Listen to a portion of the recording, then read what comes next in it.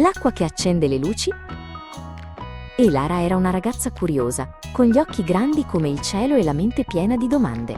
Un giorno d'estate, mentre esplorava le montagne vicino a casa sua, si imbatté in un lago enorme, tranquillo e scintillante sotto il sole. Era un lago speciale, perché una gigantesca parete di cemento, una diga, lo teneva fermo. «Che cos'è questa, Leo?» chiese Elara al suo amico, un anziano ingegnere in pensione che conosceva ogni segreto delle montagne. Leo sorrise.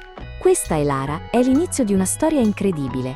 La storia di come l'acqua può accendere le luci delle nostre case». «Vedi quel lago?» iniziò Leo. «È come una grande batteria. L'acqua, grazie alla diga, si accumula in alto, piena di energia potenziale. È come se stesse aspettando di scendere, proprio come una palla in cima a una collina. Quando abbiamo bisogno di elettricità», continuò Leo, «apriamo delle grandi porte nella diga. L'acqua, spinta dalla forza di gravità, inizia la sua corsa verso il basso, attraverso dei tubi giganti chiamati condotte forzate. Immagina l'acqua come un fiume impetuoso», disse Leo. «Quando raggiunge la fine di questi tubi, colpisce delle grandi ruote con pale, che chiamiamo turbine. È come un mulino ad acqua gigante, ma molto più potente.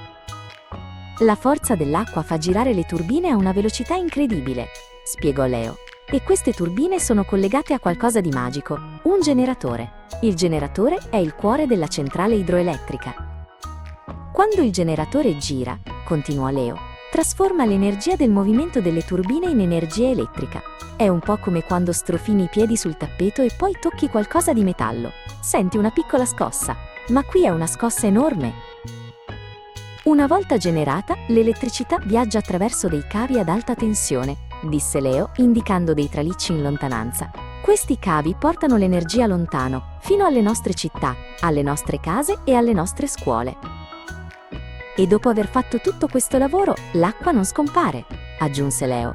«Viene rilasciata a valle, nel fiume, pronta per continuare il suo viaggio verso il mare o per essere usata per altri scopi. È un ciclo continuo e pulito».